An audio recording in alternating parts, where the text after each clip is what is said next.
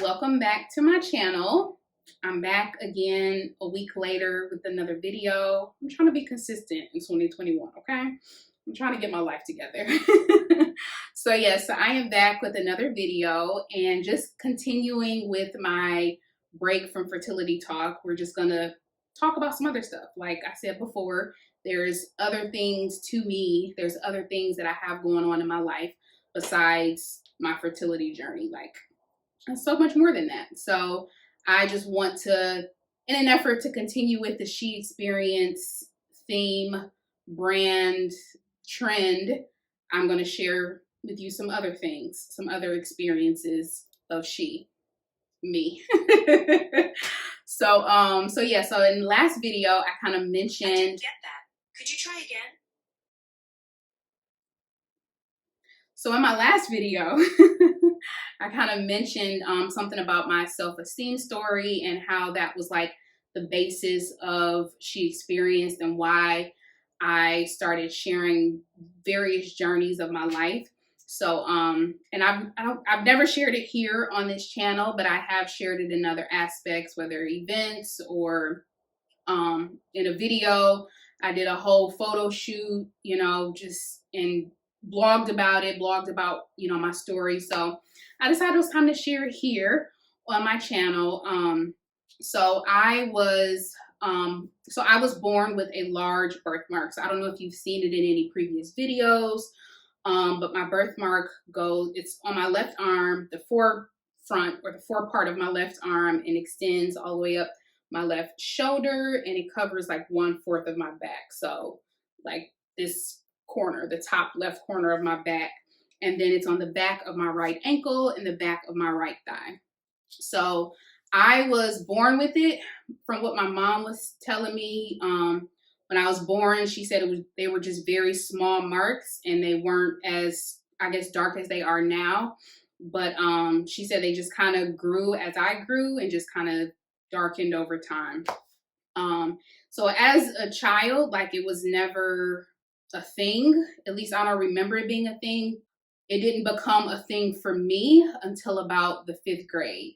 So prior to that, like, I would go swimming. I was, outgoing, fun loving. So it didn't become, like I said, a problem until like the 5th grade. And this one incident is what stands out to me. And I think it was the turning point.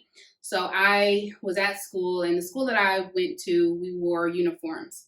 So a navy blue skirt, white shirt, and then with our skirts, we would wear socks. So like I had crew socks.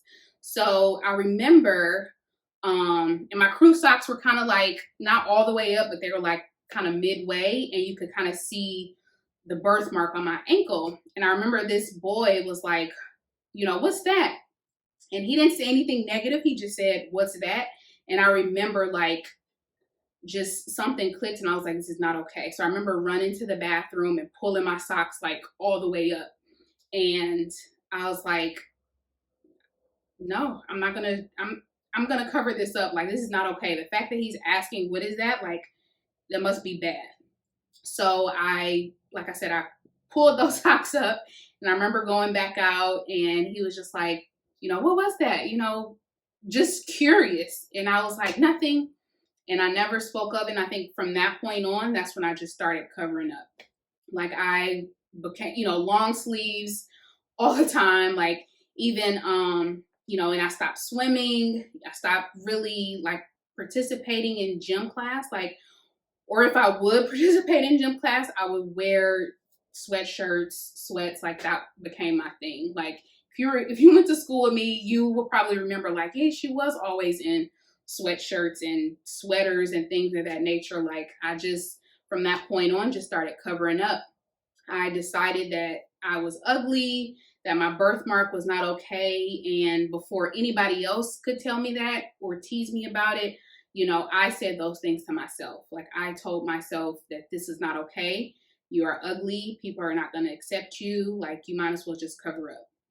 And that's a lot, you know what I mean, to tell yourself from 5th grade. And I remember, even despite like my family, my parents and stuff, like, you're beautiful, it didn't matter. It didn't matter what they said, because I had already made up in my mind that I was ugly, that people were not going to accept me, and that I had to cover up.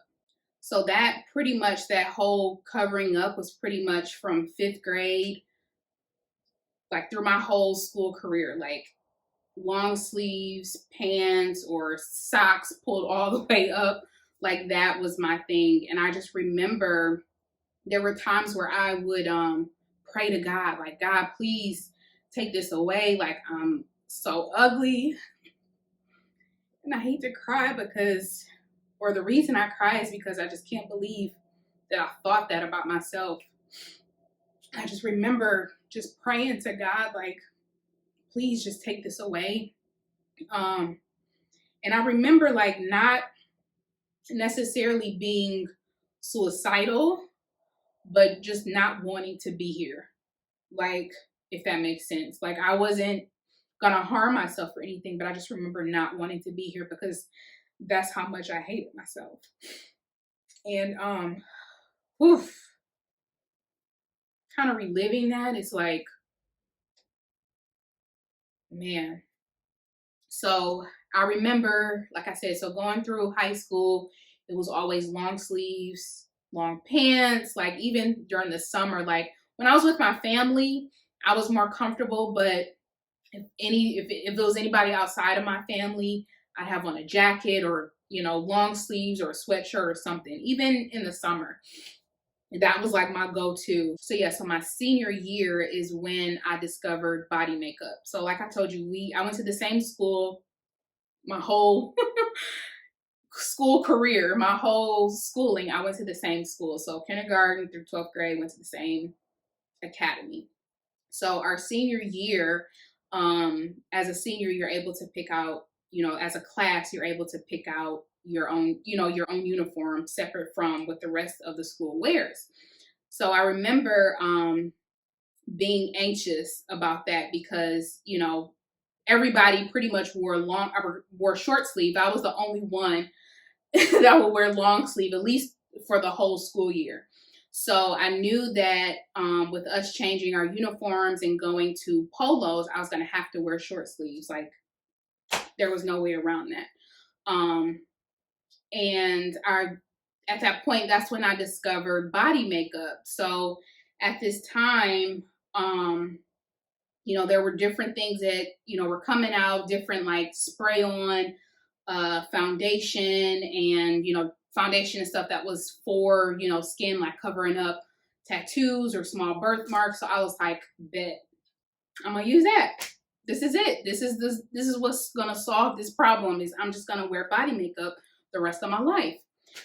Um, so that became like my routine every single day from 12th grade through college. So 5 years, my routine every morning, putting on body makeup, letting it dry, putting on this setting powder so that I can have just an ounce of confidence in a short sleeve shirt, in a skirt, or, that could show my leg, like just an ounce of confidence, like, or what I thought was confidence, because it really wasn't. I had zero confidence whatsoever. So that was like my routine for 5 years. And there will be some times I would be happy when it was winter because then I'm like, oh, I can rest. I don't have to wake up so early to put on this body makeup. Like, that was like my routine. And I remember even still with that, like, I still wasn't comfortable enough to go swimming because the body makeup will wash off. It was a mess. Like, looking back, I'm like, how? How, sis? And why?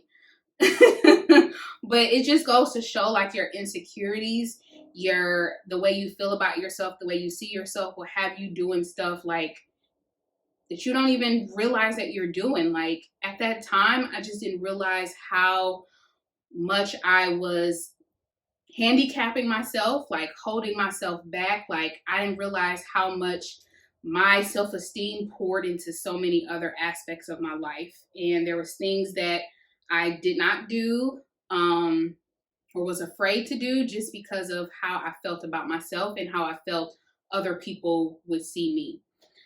So senior year, then college, 4 years of college, I had a roommate all 4 years of college. 3 of those years I was in a dorm, and I would get up earlier than my roommates and suite mates just so I could put on this body makeup. And they never knew. Like, nobody ever knew that I was doing this. Or if they did know, they never told me. They was never like, girl, what you doing? Like, what is that? Like, nobody ever said anything. So I don't know if nobody ever knew or they were just trying to be sensitive and not say anything.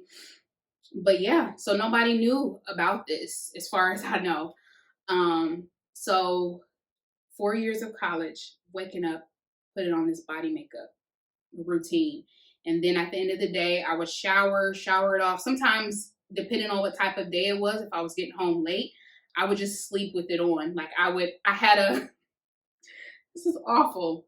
So I had a pair of pajamas that I would allow myself, like, if it was just too late and I didn't feel like showering, I would just sleep in those and wake up the next morning and just touch up the areas. But I had specific pajamas that were for if I fell asleep in my body makeup, so that they were long sleeves so they can protect my sheets and stuff. But it was a mess, y'all.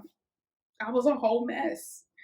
Um, so so that was my 4 years of college. And then for graduate school, I went away to Rutgers in New Jersey, and I had some family out there. So that was my opportunity to kind of spend some time with family while I was in school. So I remember going to the beach. And when I tell you, like, I hadn't been to the beach, man, probably since I was younger. And at that time, I don't even know if I even went. I don't know if I was dealing with the insecurity then. I don't know. But the fact of the matter is, that time that I went to the beach, like, I had never been in the water or anything, like in any type of water, whether it was a beach, a pool, like, I just hadn't done it. So I just remember sitting in the sand, sitting on the side while my family's in, and they're having fun. And of course they were asking, why don't you come in, why don't you come in? And I had, from childhood, so many rehearsed excuses as to why I couldn't do something, either because I was on my period, or I wasn't feeling well, or I was cold. Like, those were my rehearsed excuses as to why I couldn't do something. One of those excuses I gave, I said I wasn't feeling well, or my period was on, or something. But the real reason was because I didn't want my body makeup to wash off. And I remember sitting there on the side, watching my family, and God said to me, are you going to sit on the side the rest of your life, or are you going to live? And I kid you not, I think that was like the first time, like, I heard God, like, so clear, to the point where I was in tears. I remember sitting there, like, tearing up. And I was like, oh my goodness, what am I doing? Like, I am missing out on fun with my family. I've missed out on so many things, or I've said no to so many things because of how I look, how I feel about myself. That's not okay. And I remember at that point, I was like, okay, God, so either we're going to have to find a way to get rid of this thing. And mind you, like, let me kind of go back because I forgot this part. Growing up, like, throughout those years, I had been to so many dermatologists to try to find a solution for this. Like, I had been to, I don't know, so many dermatologists in the state of Michigan for skin lightening creams, for a procedure of some kind to get this birthmark removed. Like, that's just how much I hated it. And my parents were like, okay, we'll go. But Sherelle, like, you're fine. You don't need to have this removed. Like, you're fine. And I just didn't want to hear it. So every time a doctor would be like, sis, you're fine. Like, I'll give you this hydroquinone, whatever that pronunciation is, this skin lightening cream that's really not going to lighten your skin, but just to get you to feel better a little bit about yourself. I just remember going to countless doctors just trying to find a solution. So fast forward to where I left off. So when after the Lord spoke to me, then I was like, okay, something, I'm gonna have to do something. So either I'm gonna have to find a doctor who can finally remove this birthmark, or I'm gonna have to get over it. And I knew I was gonna have to do the latter. I knew there was no way that I was gonna, you know, successfully have my birthmark removed and be comfortable and confident. Like I knew that, but I was like, I have to try again. Like I have to see if there's somebody that can help me. So I remember again, researching and found this doctor that was in New York who specialized in different type of um, skin treatments or skin procedures where he's removed like different moles and birthmarks and stuff from people's faces or other areas of their body. So I was like, this is it. This is it. And he's in New York because I was in New Jersey. So I was like, it's just a train ride away. Perfect. So I remember calling them and letting them know, like just kind of talking with them about what I was looking for, I have this birthmark and trying to get it removed. So they're like, okay, what we will have to do is schedule a consultation. You'll come in, talk to the doctor, and then we'll go from there. I remember scheduling the consultation and then talking to my aunt about it. So when I knew I couldn't go by myself, so I had to have her come with me. So I remember telling her and having this conversation with her about my birthmark, and she's like, what the heck? Like, I don't even know this. Like, she was like, I kind of remember something when you were a baby, but she was like, I just had no idea like you were struggling. And she was like, you be at my house every weekend and I didn't know you were sitting here putting on body makeup. Girl, what is wrong with you? She was like, she was just pouring into me. Like, you are beautiful. Like, your birthmark is artwork. Like, you are God's masterpiece. Like, she was just pouring into me like none other. Like in a way that I had never heard before. And I was like, and she was like, well, I'll go with you. She was like, but I'm telling you, like, you were gorgeous. Like, you're fine. Like, you will get through this. Like, you're going to be okay. So I wasn't trying to hear that. Like, I was like, sounds great, but we still going to see this doctor. So we hopped on the train. It was an early morning train ride. Went to this doctor, and I remember in the waiting room, he had like this book of, I guess, like cases, like other people with birthmarks or, giant, what they call them, giant nevus. So it's like a birthmark and a mole. And I mean, he's removed that. But the thing about it is, like, I remember looking through that book and like, I didn't see anybody with a situation like mine. Like, everybody's situation that I saw was like worse. And I was like, so if he could do that for them, like, surely, like, this should be nothing, right? So I remember going into his his office and him looking at me, and he was just like, in so many words, he was like, there's nothing wrong with you. He was like, literally the cases that I've dealt with, they're like moles, like the skin is like, enlarged. It's, raised skin and it's textured skin. And, some people it has been on their face where it's impacting like, their ability to see, or it's just, he was just like, your case is not basically in so many words, he was like, the same thing I've heard from the other doctors, like, you're fine. Like, this is just, it's literally hyperpigmentation. I don't know why it's so pronounced on you, but that's just the way it is on you. And the doctor was like, I could do something. He was like, honestly, he was like, I won't recommend it. He was like, because basically he was like, the process would be a skin grafting process. So he'd have to take skin from other areas of your body to place it here. So basically it would cut the birthmark off, take skin from other areas and then place it there. And he was like, I guarantee you, if you did that procedure, you're going to be even more unhappy than you are now. He was like, this is not about your skin. He was like, it's deeper than that. He was like, so having a procedure of this nature, he was like, in my opinion, he was like, it's not worth it. I mean, he could have been like, yeah, I could do it and took my money, but he was like, it's not worth it. He was like, other cases in my 30 years or however many years, he was like, I've never seen a case like yours where it's not linked to something. Like he was like, you don't have skin cancer.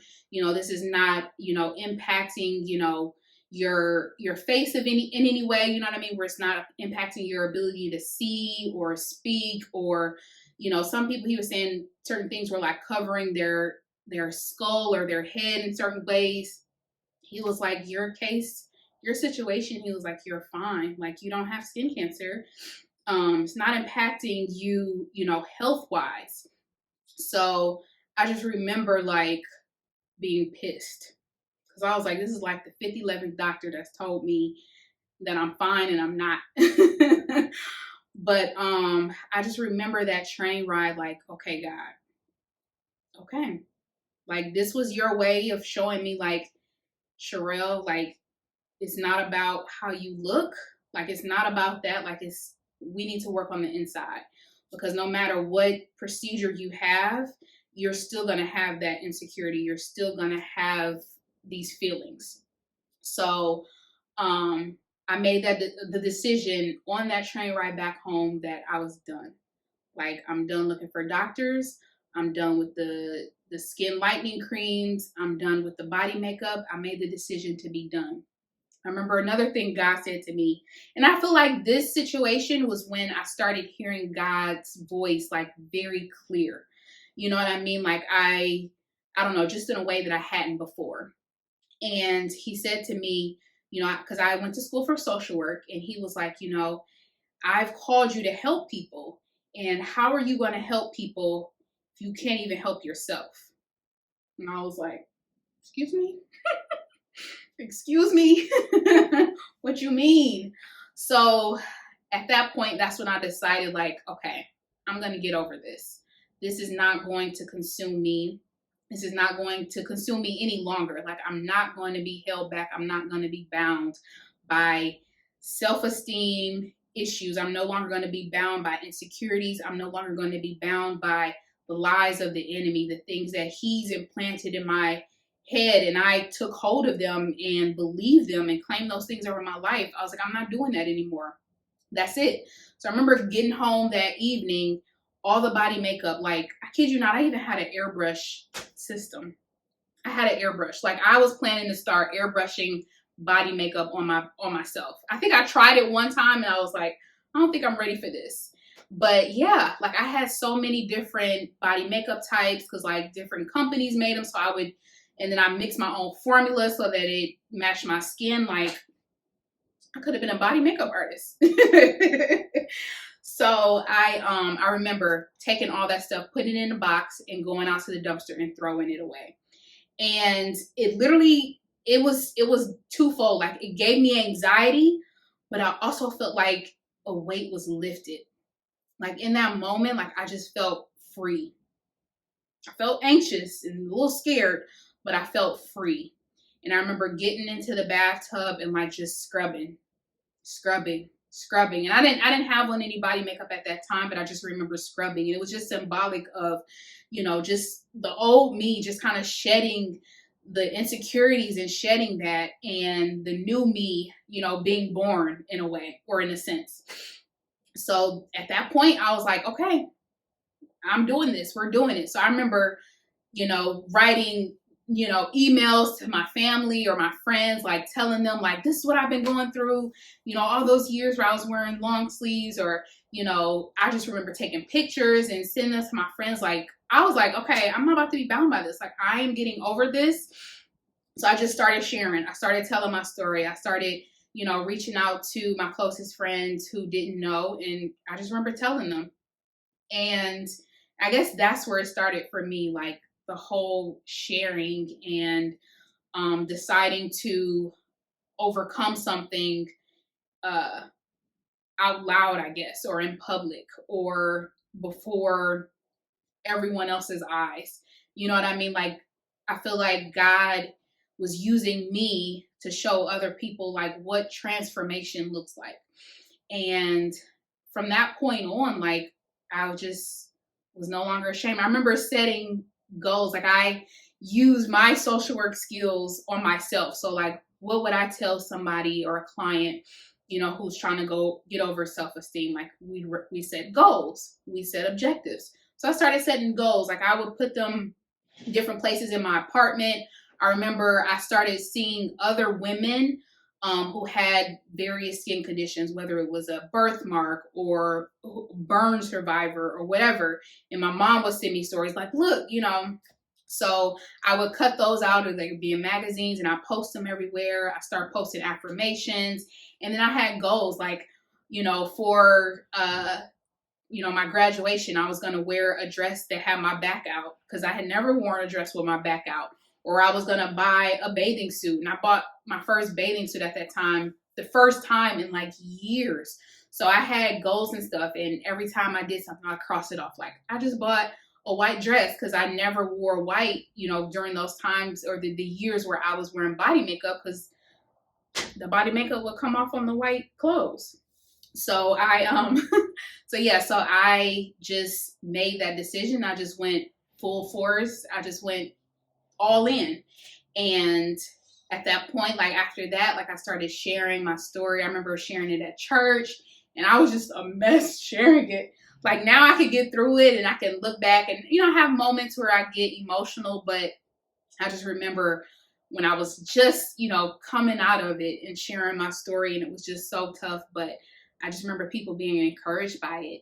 And yeah, so that's how I am today. Like I can never imagine being there again. Like of course you have like different little insecurities or stuff, but nothing that I feel about myself is as deep as it was back then.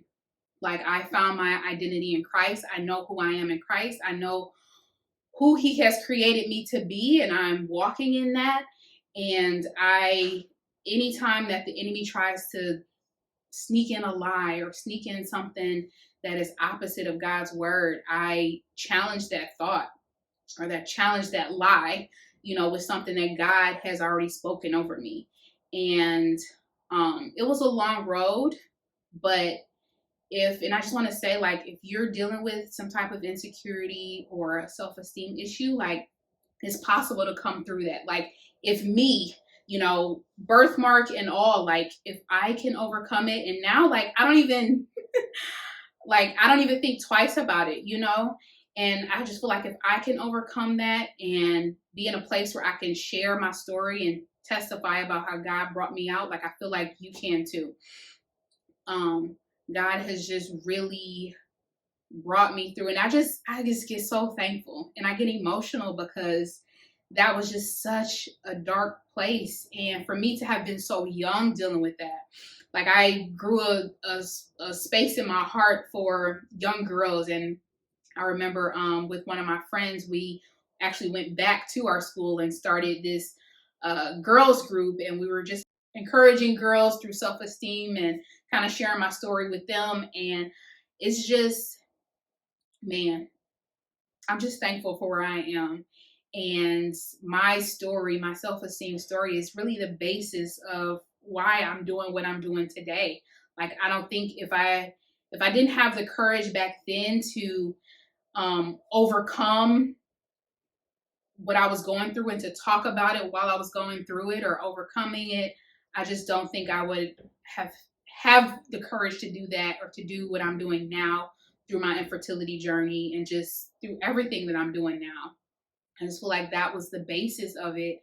And I'm just so thankful for where God has brought me, y'all. Like to have been that insecure girl to where I am now, like it's nothing but God. Like what you see it's not me. Well, I guess it is me, but it's God working through me. Like that's what it is. And I'm so thankful. I really am. And I hope my story encouraged you. I think I covered everything that I wanted to cover. Sometimes I forget. Sometimes it's easier. Like that's why I started off as a blog, because I can remember stuff, and it's just with talking, I forget stuff, but I think I covered everything.